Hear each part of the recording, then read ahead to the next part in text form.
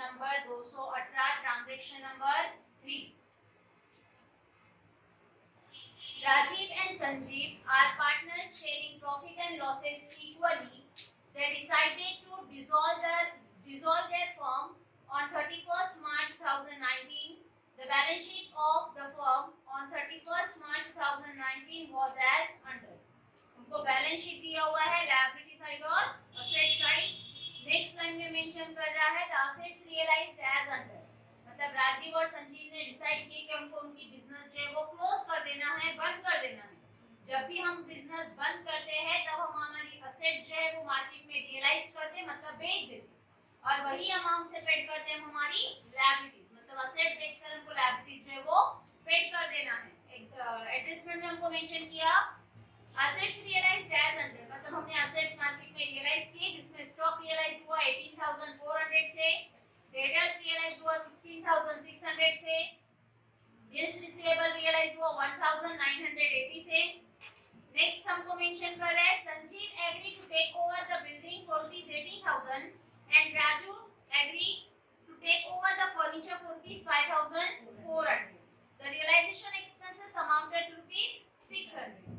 Pass necessary journal entry and write up the realization account and partners capital account. हमको इसकी journal entry पास करने के लिए बोला है, रियलाइजेशन अकाउंट प्रिपेयर करने के लिए बोला है और पार्टनर्स कैपिटल अकाउंट प्रिपेयर करने के लिए बोला है. हम आज देखेंगे सिर्फ लेजर अकाउंट जो है वो कैसे प्रिपेयर करना है और नेक्स्ट ट्रांजैक्शन के हिसाब से. नेक्स्ट टाइम हम देखेंगे उसी की जर्नल एंट्री. ठीक है. फर्स्ट हमको लायबिलिटी साइड में जो भी लायबिलिटीज है हमारी जिसके अकाउंट हमने प्रिपेयर किए हैं पहले से ट्रांसफर करेंगे लायबिलिटीज. हम अकाउंट प्रिपेयर किए हैं तो अकाउंट में, और अकाउंट अगर नहीं प्रिपेयर किए हैं तो रियलाइजेशन अकाउंट की क्रेडिट साइड, क्योंकि लायबिलिटीज का बैलेंस हमारा क्रेडिट बैलेंस रहता है. लायबिलिटी साइड में फर्स्ट आइटम दे रहा है हमको रिजर्व फंड. रिजर्व फंड है हमारा 8000.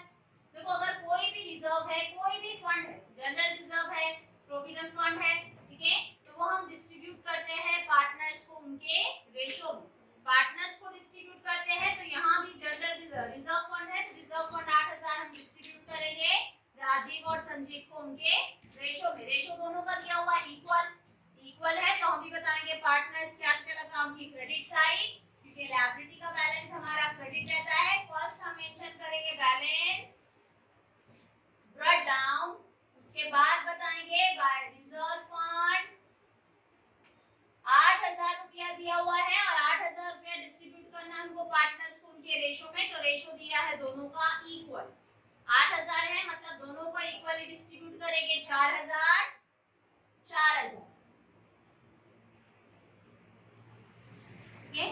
नेक्स्ट है क्रेडिटर्स. क्रेडिटर्स है तो क्रेडिटर्स है हमारी लायबिलिटी. हमने अकाउंट बनाए थे क्रेडिटर्स का. अकाउंट अगर नहीं बनाए हैं तो हम ट्रांसफर करते हैं रियलाइजेशन अकाउंट की credit side by liabilities.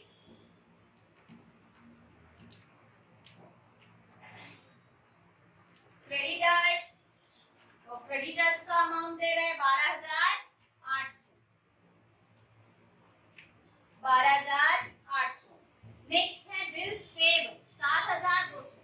Bills payable है तो बिल्स पेबल है मतलब ये भी हमारी लायबिलिटी हम भी बताएंगे रियलाइजेशन अकाउंट की क्रेडिट साइड बिल्स पेबल, और बिल्स पेबल की अमाउंट है हमारी 7200.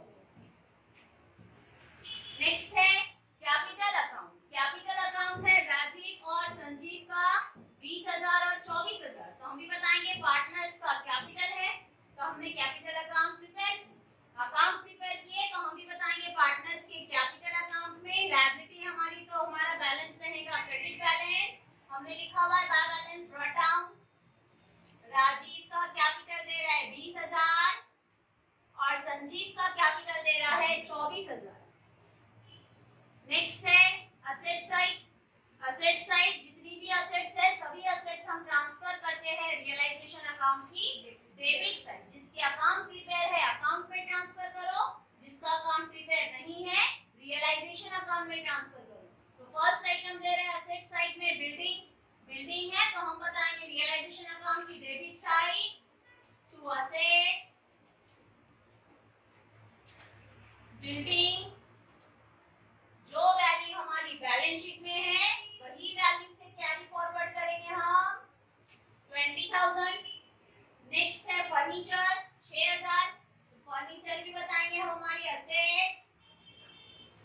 फर्नीचर 6000। नेक्स्ट है डेटर्स, डेटर्स की वैल्यू दे रहे हैं हमको 18000। नेक्स्ट है स्टॉक, स्टॉक की वैल्यू दे रहे हैं हमको 20000।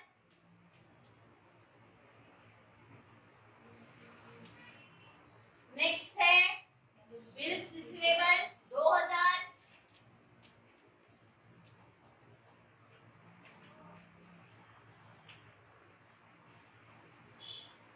नेक्स्ट है कैश 6000। कैश है तो हमने कैश का अकाउंट प्रिपेयर किया हुआ है, हम भी बताएंगे कैश है हमारे पास 6000 रुपया, तो हमारा कैश का बैलेंस असेट है तो असेट का बैलेंस रहता है debit balance to balance write down, और कैश का बैलेंस है हमारा 6000। नेक्स्ट लाइन में देखेंगे हम हमारी adjustment, the assets realised as under. Assets realised हुई मतलब हमने हमारी असेट्स जो है वो मार्केट में सेल किए, रियलाइज कर दिए, बेच दिए। हमारे पास से असेट्स चली जा रही है और हमको मिल रहा है कैश। कैश आ रही है, हम बताएंगे कैश आ रही है, कैश को डेबिट, और जितनी भी असेट्स है वो सभी असेट्स हमने मेंशन किए हैं रियलाइजेशन अकाउंट में, तो एंट्रीज भी पास होगी हमारे रियलाइजेशन अकाउंट के, जिसमें हमने फर्स्ट असेट बेचे है स्टॉक। स्टॉक हमने सेल किए हैं 18400 का। नेक्स्ट असेट है हमारी डेटर्स 16600 से रियलाइज हुआ। नेक्स्ट असेट है हमारा बिल्स रिसीवेबल, और बिल्स रिसीवेबल रियलाइज हुआ हमारा 1980। ठीक है, 1980 से बिल्स रिसीवेबल रियलाइज हुआ। इसके अलावा जो असेट्स है वो पार्टनर्स खुद टेक ओवर करी, मतलब वो हमने बेचे नहीं, पार्टनर्स ने लेकर चला गया। हमने 3 असेट्स रियलाइज किए, मतलब 3 असेट हमारे पास से जा रही है और 3 असेट की अमाउंट हमको मिल रही है। तो हम देखेंगे कि हमको कितना पैसा मिल रहा है।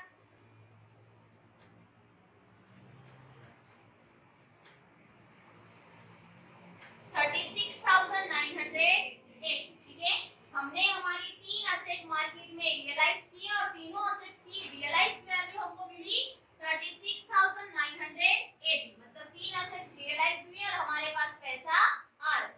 पैसा आ रहा है, हम बताएंगे कैश आ रहा है। कैश है मतलब हमारा रियल अकाउंट, और रियल अकाउंट का रूल है डेबिट व्हाट कम्स इन। जो तुम्हारे पास आ रहा है उसको डेबिट दो। हमने हमारी असेट बेच दी और हमको मिल रही है कैश, कैश मिल रही है, हम बताएंगे कैश आ रही है, कैश को डेबिट, और जितनी भी असेट्स थी वो सभी असेट्स हमने लिखे हैं रियलाइजेशन में। इसके लिए नाम भी लिखेंगे हम रियलाइजेशन अकाउंट का, तो जो भी एंट्रीज होती है वो होती है रियलाइजेशन अकाउंट के, क्योंकि हम हमारे एसेट और लायबिलिटी सभी ट्रांसफर करते हैं रियलाइजेशन में। यहाँ चाहिए तो मेंशन कर देंगे असेट्स रियलाइज, ये वैल्यू जो है ये कहां से आई, असेट्स रियलाइज से। तुमने तुम्हारी 3 असेट्स मार्केट में रियलाइज कर दी। कैश आ रही है, हमने बताया कैश आ रही है, कैश को डेबिट नाम रियलाइजेशन का, तो हर एक डेबिट को एक क्रेडिट होता है। कैश को डेबिट दिए नाम रियलाइजेशन का लिखे, कैश को डेबिट नाम रियलाइजेशन का, तो रियलाइजेशन के अकाउंट को क्रेडिट देंगे और वहां पर बताएंगे बाय कैश अकाउंट। नाम मेंशन करेंगे हम कि हमने असेट्स में रियलाइज किए स्टॉक 18,400 से, डेटर्स 16,600 से, और बिल्स रिसीवेबल 1,980 से। ऐसे टोटल असेट्स की वैल्यू हमारी 36,980। ये भी हमारी फर्स्ट एडजस्टमेंट की एंट्री कि हमने हमारी तीनों भी असेट्स मार्केट में रियलाइज किए। हम असेट्स रियलाइज कर रहे हैं, हमारे पास से असेट्स चली जा रही है और हमको मिल रहा है कैश।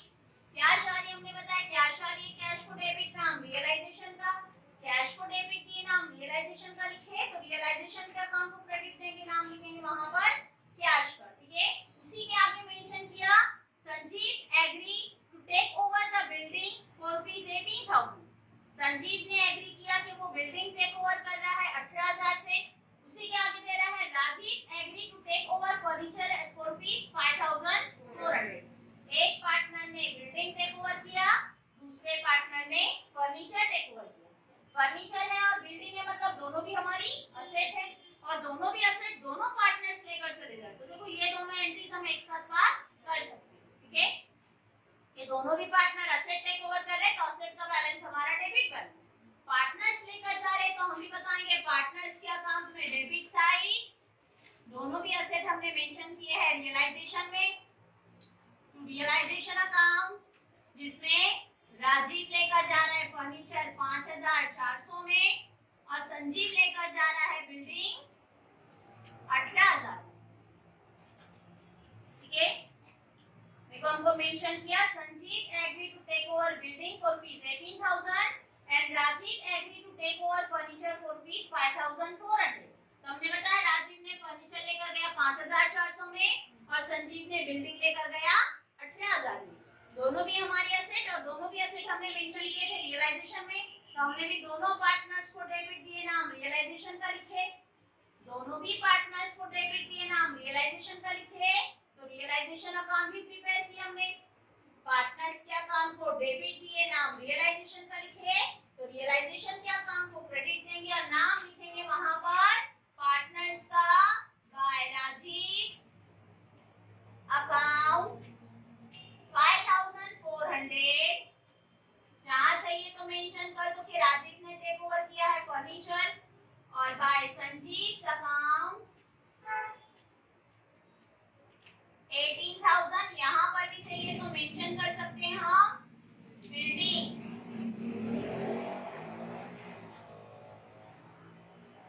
इसके अलावा लास्ट हमको मेंशन कर रहा है the realisation expenses amounted to ₹600। अब हमारा 600 रुपया हुआ रियलाइजेशन का खर्च। रियलाइजेशन का एक्सपेंसेस मतलब असेट बेचने के टाइम पर किया हुआ खर्च, वो रहता है हमारा रियलाइजेशन या डिसोल्यूशन का एक्सपेंसेस। असेट बेचने के टाइम पर हमने 600 रुपया खर्च किया, मतलब हमारे पास से पैसा क्या हो रहा है, जा रहा है। कैश आती है हमारे पास तो हम बताते हैं debit what comes in, cash I cash को डेबिट। अब हमने अमाउंट पेड किया मतलब हमारे पास से पैसा चला जा रहा है, कैश चली जा रही है, हम बताएंगे कैश जा रही है, कैश को क्रेडिट और नाम लिखेंगे वहां पर बाय रियलाइजेशन अकाउंट, क्योंकि एक्सपेंसेस हो रहा है हमारा रियलाइजेशन से रिलेटेड 600 रुपया।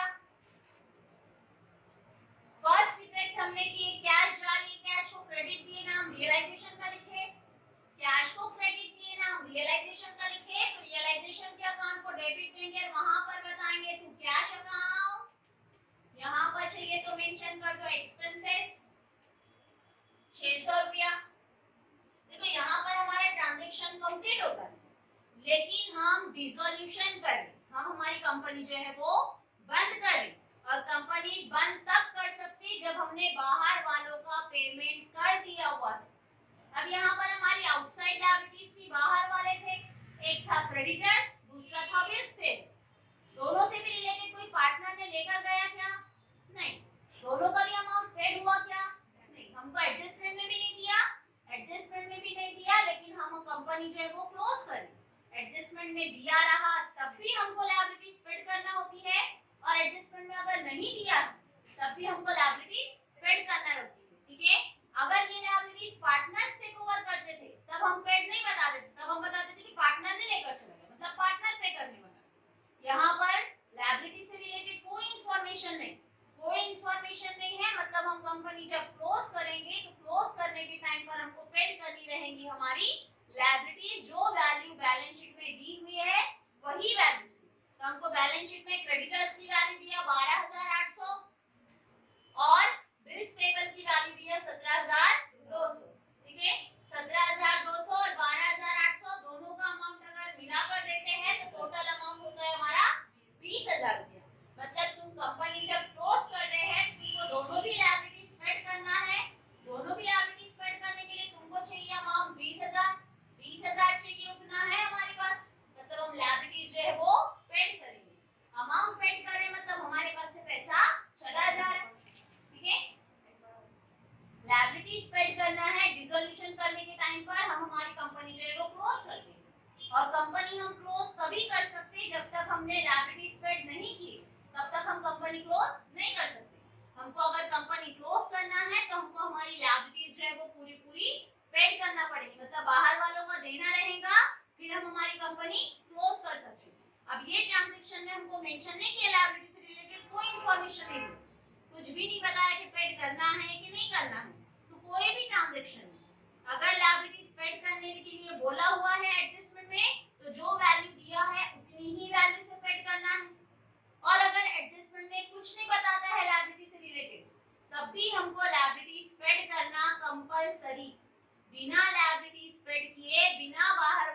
पैसा दिए हम हमारी बिजनेस जो है वो क्लोज नहीं कर सकते।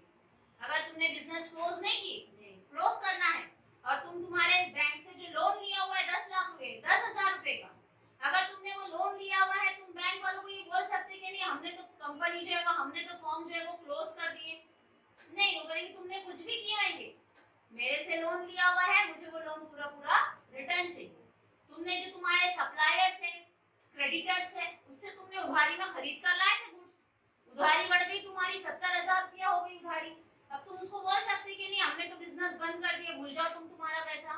नहीं बोल सकते, क्योंकि हमने उससे गुड्स खरीदे।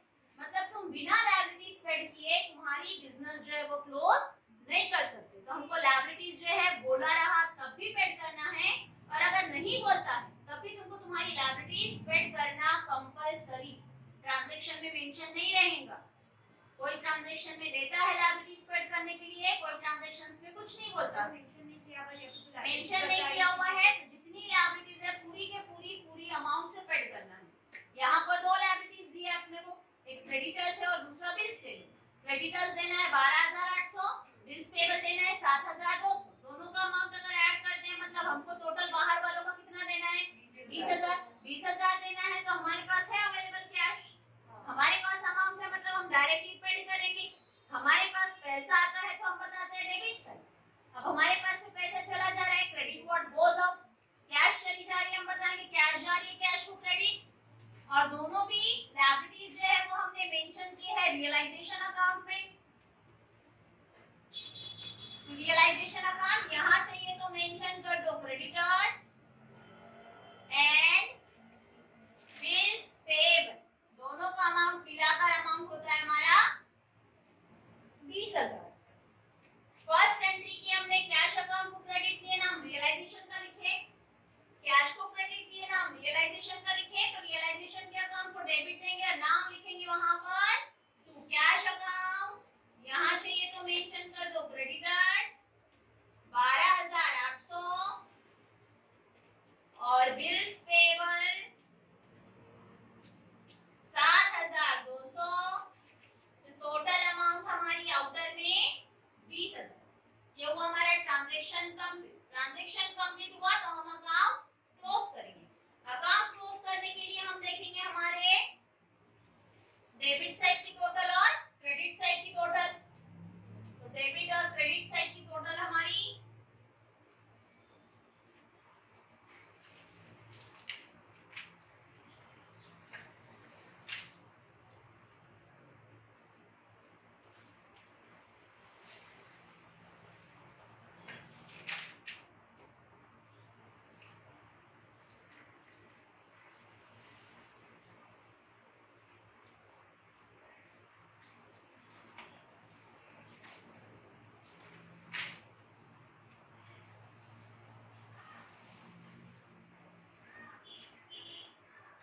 डेबिट साइड की टोटल 86,600 और क्रेडिट साइड की टोटल 80,380।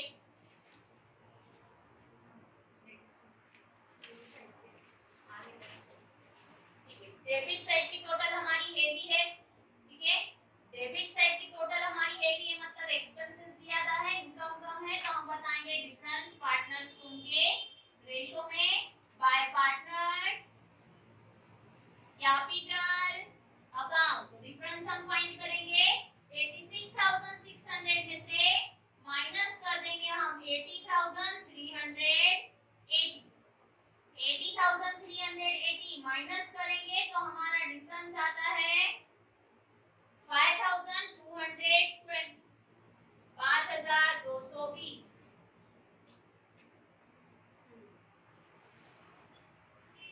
एक मिनट, 5 नहीं 6,000, 6,220 डिफरेंस आता है। 86,600 में से माइनस करेंगे 80,380 तो डिफरेंस हमारा 6,220, ठीक है, मतलब 6,220 रुपया। ये दोनों भी हमको डिस्ट्रीब्यूट करना है राजीव और संजीव को उनके रेशो में। रेशो है दोनों का इक्वल रेशो, इक्वल रेशो मतलब 6,220 को हमको देना है डायरेक्ट आधा राजीव को और आधा संजीव को। तो हम भी बताएंगे यहाँ पर पार्टनर्स के अकाउंट में राजीव 6,220 का आधा संजीव, इसको भी आधा 3110, इससे आउटर में टोटल आ जाएंगे हमारी 6220 और टैली 86,600। रियलाइजेशन का अकाउंट का टोटल हमारा 86,600। पार्टनर रियलाइजेशन के अकाउंट को क्रेडिट दिए, नाम हमने लिखे पार्टनर्स का। रियलाइजेशन को क्रेडिट दिए, नाम पार्टनर्स का लिखे, तो हमने पार्टनर्स का भी अकाउंट बना है। रियलाइजेशन को क्रेडिट नाम पार्टनर्स का, तो पार्टनर्स को डेबिट देंगे और नाम लिखेंगे वहां पर टू रियलाइजेशन 3110, 3110। अब अकाउंट क्लोज करेंगे हम पार्टनर्स का कैपिटल अकाउंट। कैपिटल अकाउंट में राजीव के कॉलम की डेबिट साइड की टोटल है हमारी 8510। डेबिट साइड की टोटल 8510 और क्रेडिट साइड की टोटल है हमारी 24,000। मतलब हमारा क्रेडिट साइड हेवी है। क्रेडिट साइड हेवी है तो हम बताएंगे 24,000 में से माइनस कर देंगे, 24,000 में से माइनस कर देंगे 8510। मतलब डेबिट में कितना कम है वो फाइंड करने के लिए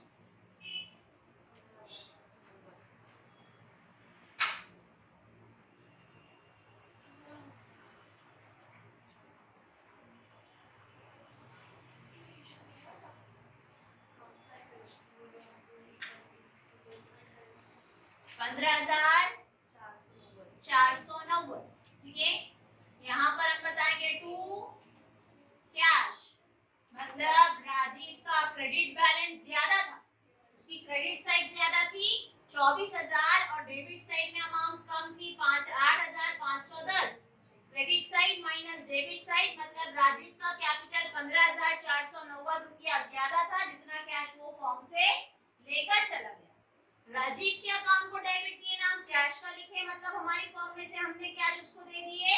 हम बताएंगे राजीव के अकाउंट को डेबिट दिए, नाम कैश का लिखे, तो कैश अकाउंट को क्रेडिट देंगे, वहां पर बताएंगे बाय राजीव अकाउंट। राजीव का कैपिटल बिजनेस में ज्यादा था, जितना अमाउंट उसने लेकर चला गया 15,490। लेना था उसको 24,000 जिसमें से उसका एक्सपेंसेस था 8,510, मतलब बचता है अमाउंट 15,490 जो उसने कैश बिजनेस से लेकर चला गया। सेम ऐसे ही क्लोज करेंगे हम संजीव का अकाउंट। तो संजीव के अकाउंट की हमारी क्रेडिट साइड की टोटल हेवी, क्रेडिट साइड की टोटल हेवी है, तो क्रेडिट साइड की टोटल हम देखेंगे 28,000।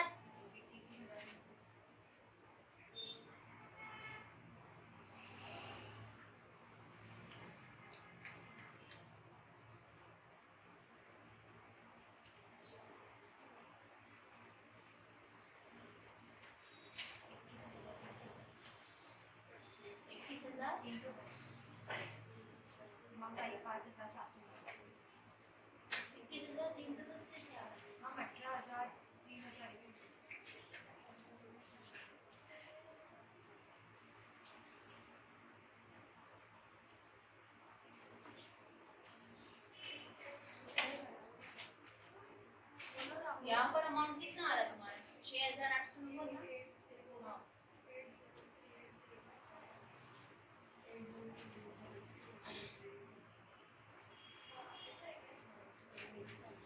ठीक है, 28,000 में से माइनस किया हमने 21,110, तो हमारा डिफरेंस आ रहा है 6,890 रुपये।